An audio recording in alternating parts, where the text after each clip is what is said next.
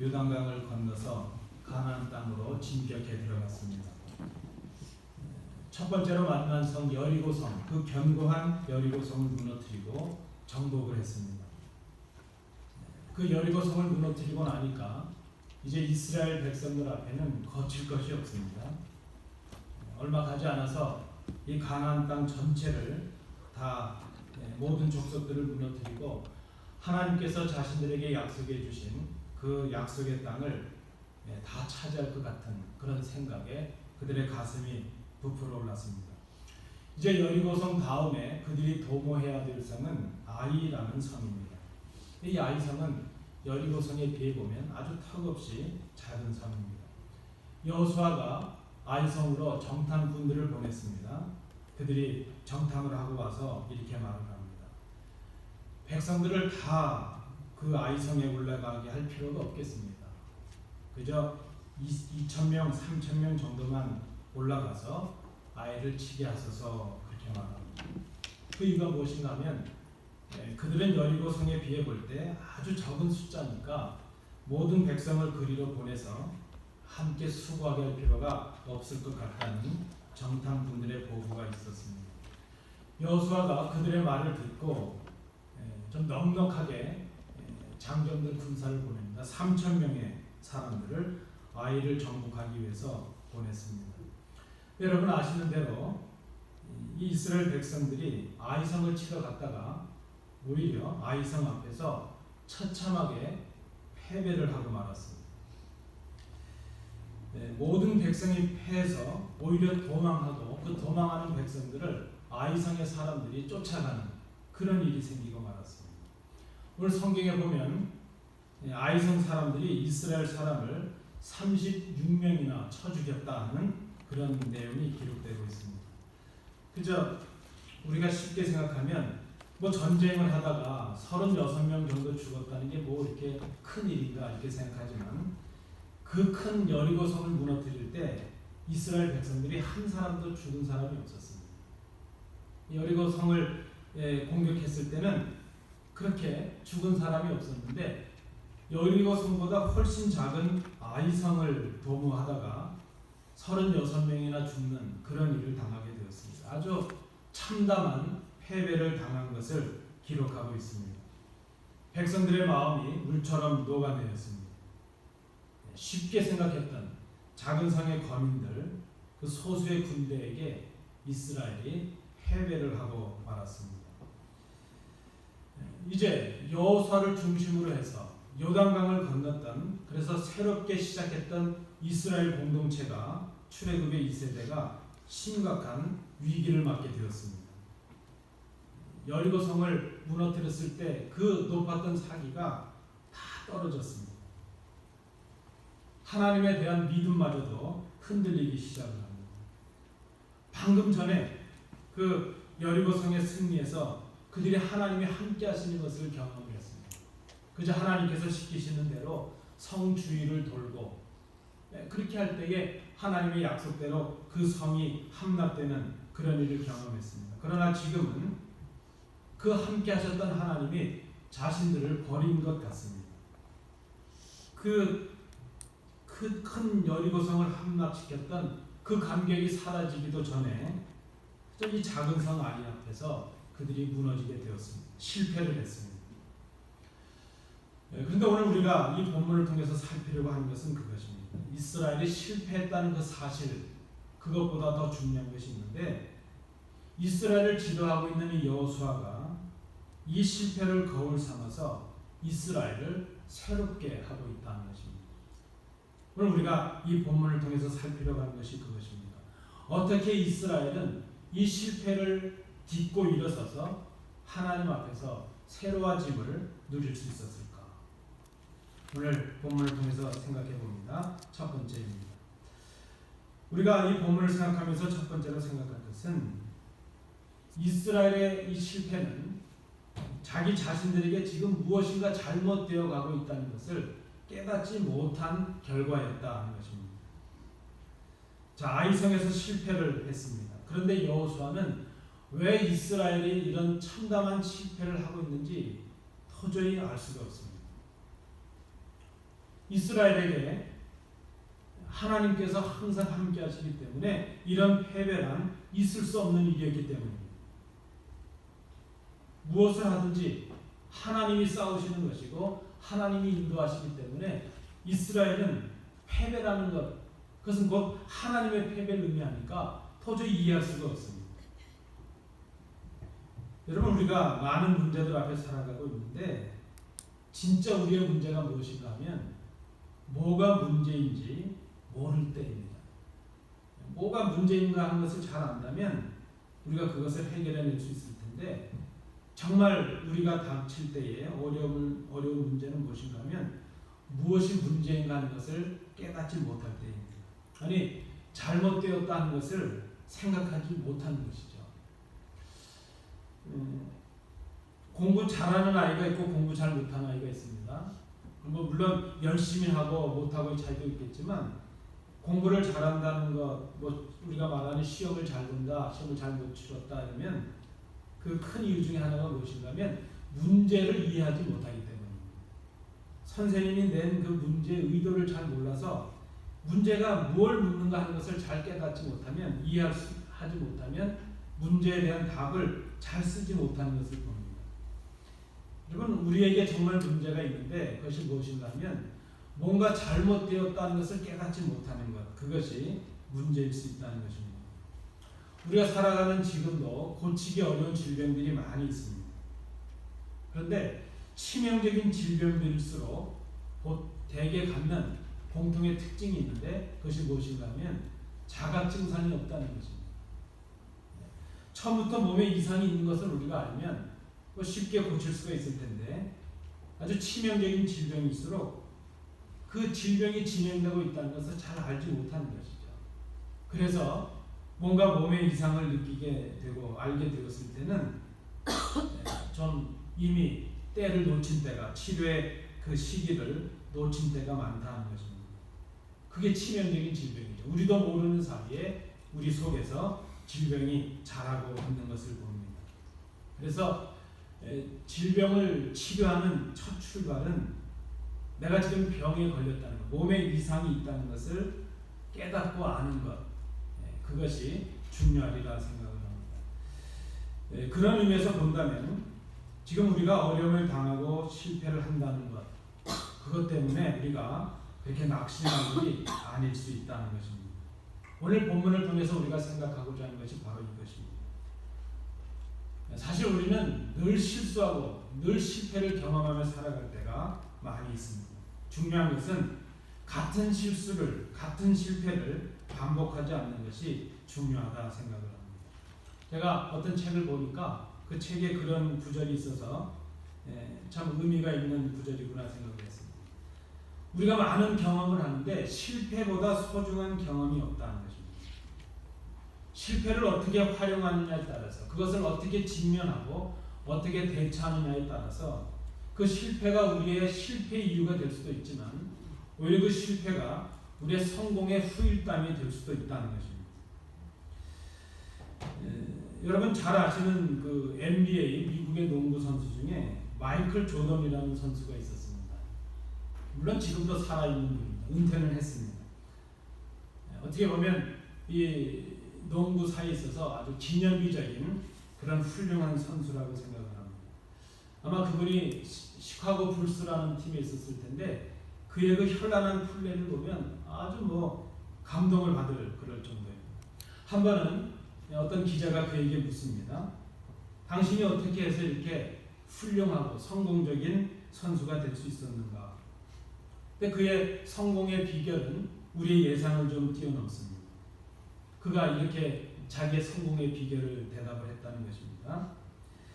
내가 성공할 수 있는 비결이 있는데 성공했던 비결은 승패를 뒤집을 수 있는 26번의 버저 비터의 기회를 날려버린 것입니다. 여러분, 그 버저 비터라는 것은 이 공과 함께 버저가 게임이 끝나는 것이죠. 그래서 그것을 누르면 역전이 되는 건데 그런 기회를 26번이나 이 마이클 조던이 놓쳤다는 것을 고백을 합니다. 그리고 300번의 경기를 패배한 것을 내가 맛보았다는 것이죠. 그리고 9,000번의 슛을 했는데 그것을 실패했다는 것입니다. 그는 얼마나 많은 경기에 슛을 했고 얼마나 높은 득점률을 가지고 있는지 모릅니다.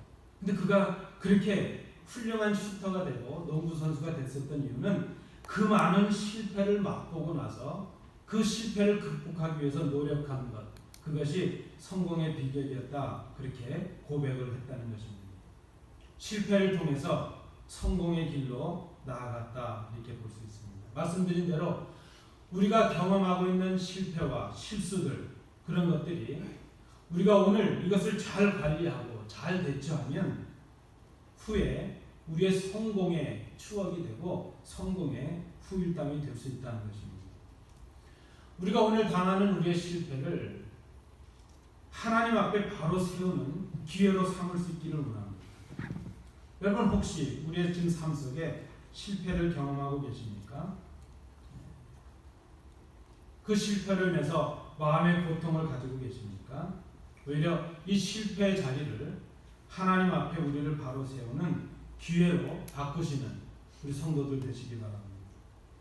이것을 위해서 우리에게 필요한 것이 있는데, 지금 내가 살아가고 있는 이 삶 속에 하나님 앞에 우리가 지금 무엇인가 잘못되어 가고 있는 것이 없는지를 스스로 생각해 보는 것입니다. 요한계시록 2장 5절은 우리에게 이렇게 권면하고 있습니다. 그러므로 어디서 떨어졌는지를 생각하고 회개하여 처음 행위를 가지라. 만일 그리하지 아니하고 회개하지 아니하면 내가 너에게 가서 내 촛대를 그 자리에서 옮기리라 말씀합니다.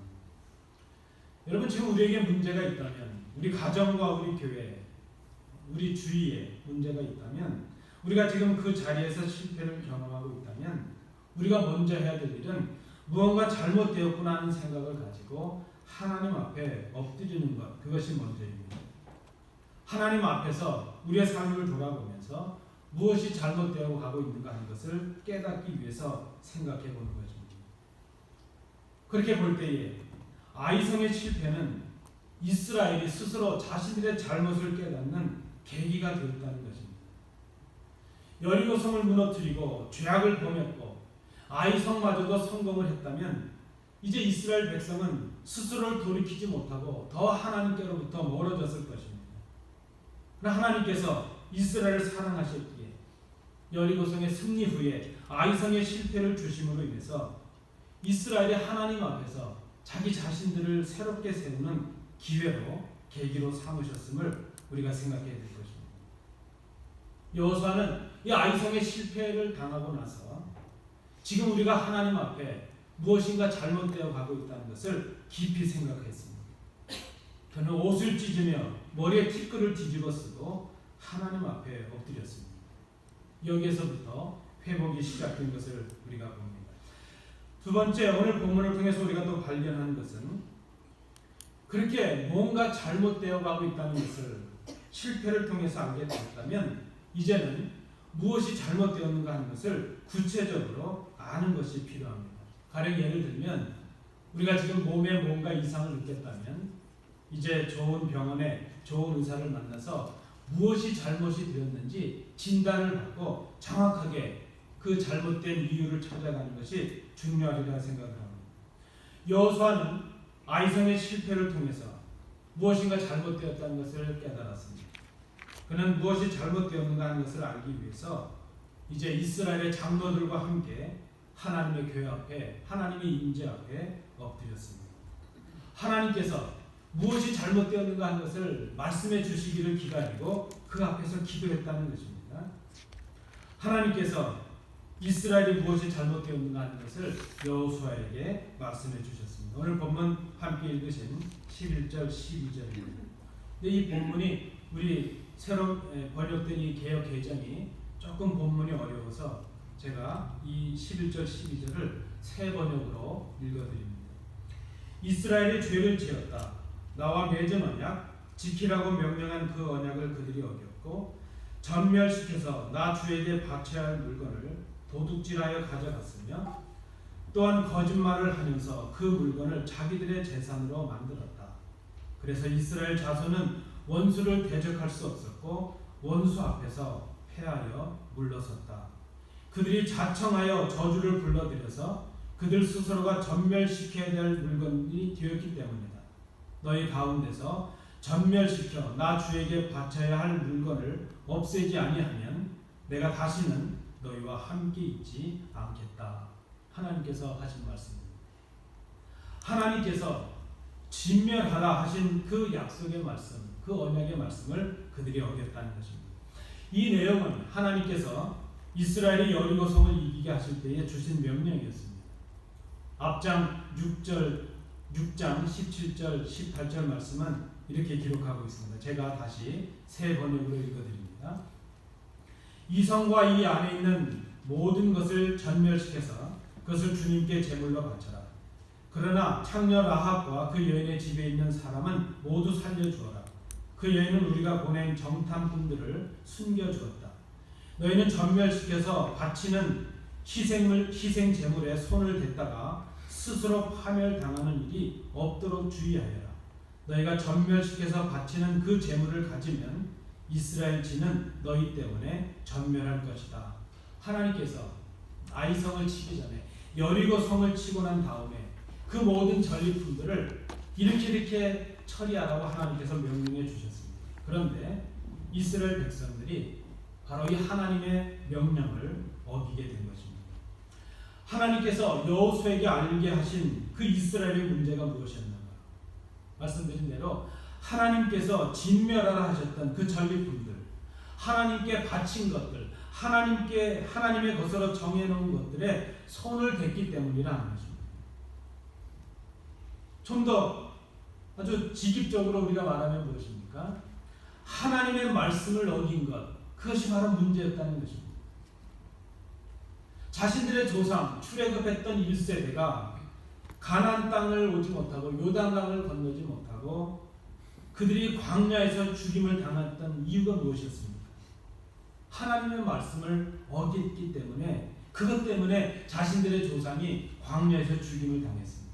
그런데 하나님의 은혜로 요단강을 건넌 재출애굽의 2세대가 똑같이 자신들의 조상들이 했던 그 죄를 지금 범하고 있다는 것입니다. 여호수아가 이것을 알게 되었습니다. 무엇이 문제였는가? 실패의 이유를 바로 알았습니다. 하나님의 말씀을 어긴 것이었습니다. 실패의 이유를 바로 알아야 실패를 반복하지 않을 수 있습니다. 우리의 병이 무엇인가를 바르게 진단해야 바른 치료가 가능합니다. 거기서부터 해결과 회복이 시작될 수 있는 것입니다. 이제 마지막 세 번째입니다. 오늘 본문을 통해서 우리가 발견하는 것은 그것입니다. 정확하게 문제를 알게 된 여호수아가 한 일이 무엇인가 하는 것이죠. 그것은 하나님께서 다시 읽어주시는 말씀대로 순종하는 것이었습니다. 우리의 문제를 넘어서서, 우리의 실패를 넘어서서 회복의 길로 들어서는 것, 그 회복의 길이 어디 있는가? 그것은 하나님의 말씀에 순종하는 데 있습니다. 오늘 우리 읽으신 13절 말씀에 이렇게 기록하고 있습니다. 너는 일어나서 백성을 거룩하게 하여 이르기를 너희는 내일을 위하여 스스로 거룩하게 하라. 이스라엘의 하나님 여호와의 말씀에 이스라엘아 너희 가운데 온전히 바친 물건이 있나니 너희가 그 온전히 바친 물건을 너희 가운데서 제하기까지는 내 원수들 앞에 능히 맞서지 못하리라. 하나님께서 진멸하라 하셨던 것, 하나님께 드리려 했던 것, 그것을 누군가가 자기의 짐 가운데, 자기의 물건 가운데 두었습니다. 그것을 제하기까지는, 이스라엘의 거룩함을 회복하기까지는 원수들 앞에 능히 맞서지 못하게 하겠다는 하나님의 말씀입니다. 우리가 이 13절의 말씀에서 우리가 생각할 것이 있습니다. 첫 번째는 일어나라 하는 것입니다. 일어나라 하는 이 말은 강하고 담대하라 하는 의미를 담고 있습니다. 실망하고 실패하고 패배했다고 낙심의 자리에 있지 말고 일어나라 하는 것입니다. 실패한 것 때문에 절망하고 주저앉아 있지 말고 적극적으로 그 문제에 직면해서 대처하라는 것입니다. 지체하지 말고 문제 해결을 위해서 시작하라는 것입니다. 다시 한번 하나님의 은혜를 기억하고 하나님의 능력을 의지하고 일어서는 것, 이것이 중요합니다. 우리의 문제 회복을 위해서 우리가 할 일은 하나님의 말씀대로 순종하는 것인데 그 첫 번째는 실패 자리에서 일어나는 것입니다. 절망과 낙심의 자리에서 일어나는 것, 이게 중요합니다. 두 번째, 백성을 거룩하게 하라는 말씀을 주십니다. 우리 지난 개역 성경이 이 부분을 좀 더 우리에게 와닿는 번역을 했습니다. 거룩하다 하는 건 좀 막연한데 지난번 우리 개역 성경은 백성을 성결하게 하라 이렇게 말을 했습니다. 백성을 거룩하게 하라 하셨는데 그 거룩하게 하는 구체적인 모습이 무엇이었는가? 지금 하나님의 명령을 어기고 하나님의 것을 자기의 것으로 가로챘던 그 범죄한 사람을 가려내는 그런 일이었습니다. 여호수아는 하나님의 말씀에 순종해서 범죄한 사람을 가려냅니다. 여러분, 그런데 이런 일들은 공동체 안에서 참으로 쉬운 일은 아닙니다. 공동체 안에서 잘못된 것을 선별하기 위해서 가려내고 그것을 제한다는 것, 그것은 쉬운 일은 아닙니다. 그러나 그렇게 함으로 인해서 하나님께서 요구하시는 이스라엘의 성결을 이루게 되었습니다. 한 사람, 아간이라는 한 사람이 성결하지 못했습니다. 하나님의 명령을 어기고 하나님께 바쳐야 될 것들, 진멸함으로, 태움으로 하나님께 드려야 될 것들을 가로챘습니다. 그것 때문에 그 한 사람의 범죄함이 이스라엘의 성결치 못함이 되고 말았습니다. 그것이 아이성의 패배로 이어지게 된 것을 봅니다. 여러분, 교회는 하나님의 백성들로서 거룩하기 위해서 최선을 다해야 됩니다. 교회는 성결해야 됩니다. 그러나 교회가 성결하기 위해서는 우리 교회를 이루고 있는 각자가 성결할 수 있어야 됩니다. 무엇이 거룩이고 무엇이 성결인가? 여러분, 어떻게 하면 거룩하게 살아갈 수 있을까요? 어떻게 하면 우리가 성결한 사람들이 될 수 있을까요? 뭐 걸음걸이를 좀 거룩하게 걸어야 될까요? 말을 좀 거룩하게 어떻게 좀 그렇게 해야 될까요? 홀리 보이스를 해야 될까요? 우리가 말하는 거룩이라는 것이 외향에서 찾아지는 것이겠습니까? 오늘 이 말씀을 통해 볼 때에 하나님 앞에 우리가 이뤄야 될 거룩이 무엇인가? 그것은 하나님의 말씀을 따라 살아가는 삶을 말합니다. 여러분, 무엇이 거룩입니까? 무엇이 성결입니까? 하나님의 말씀에 순종하는 것, 그것이 거룩입니다. 하나님의 말씀대로 살아가는 것, 그것이 바로 성결이라는 것입니다. 거룩하지 않은 교회, 성결하지 않은 성도들, 여기에 문제가 있습니다. 우리가 우리 스스로를 돌아봐야 될 이유입니다. 여호수아가 하나님의 명령대로 다음날 아침 이스라엘의 12지파를 순서대로 하나님 앞에 나오게 했습니다. 12지파가 하나님 앞에 나왔는데 유다 지파가 뽑혔습니다. 다시 여호수아가 유다 지파의 족속들을 앞으로 나오게 합니다. 유다 지파에 속한 세라 족속이 뽑혔습니다. 이번에는 세라 족속에 속한 남자들을 하나님 앞으로 나오게 합니다. 그 세라의 족속 중에 삽디라는 사람이 뽑혔고 삽디라는 사람의 가족들을 앞으로 나오게 했더니 삽디의 손자요 갈미의 아들인 아간이 뽑혔습니다. 21절에 아간의 고백이 나타나고 있습니다. 그런데 그의 고백은 하나님 앞에 진정한 참회와 회개의 고백이라기보다는 그저 어쩔 수 없이 발각이 되고 들켰기 때문에 하게 되는 자백으로 보여집니다. 여러분, 한번 생각해 보면 그렇지 않습니까? 여호수아가 아이성의 참패로 인해서 하나님 앞에 엎드려서 범죄한 사실을 알게 되었고 그것을 전 족속에게 알리고 다음날 아침 그 모든 족속들을 하나님 앞으로 나오게 했을 때에 그때 아간은 회개했어야 됐을 것입니다. 아니, 아이성에서 그 참담한 패배를 했을 때 그는 하나님의 명령을 어긴 것을 스스로 회개해야 됐을 것입니다. 그런데 그렇지 못했습니다. 유다 족속이 제비에 뽑혔을 때도 그는 침묵했습니다. 자기가 속한 세라 족속이 뽑히고 자신의 할아버지 삽디가 뽑혔을 때도 그는 감추었습니다. 그리고 21절에 보니까 그가 하는 고백입니다. 내가 보고 탐내어 가졌나이다. 여러분, 하나님의 말씀보다 자신의 욕심이 앞서고 말았습니다. 자신의 욕심과 자신의 어떤 그 생각들이 하나님의 말씀을 앞서게 되니까 보암직도 하고 먹음직도 한 그것에 그가 그만 미혹이 되고 말았다는 것입니다. 여러분, 우리가 하나님의 말씀을 앞서지 않는 그런 삶을 살아가야 될 것입니다. 하나님의 말씀이 우리를 인도하는 그런 삶을 살아야 될 것입니다. 하나님의 말씀을 앞서게 되면 그것이 내 생각이건 내 주장이건 내 욕심이건 내 탐심이건 하나님의 말씀을 앞서게 되면 우리는 미혹되고 넘어질 수밖에 없을 것입니다. 에덴 동산에서 하와가 하나님의 말씀을 기억하지 못했습니다. 보암직도 하고 먹음직도 한 그것에 빠지고 말았습니다. 여러분, 거룩의 길이 무엇이겠습니까? 내 생각과 내 욕심과 내 탐심을 뒤로하고 하나님의 말씀을 앞세우고 하나님 말씀 앞에 순종하는 것, 그것이 바로 거룩의 길이에요. 그것이 바로 성결의 길인 것을 생각합니다.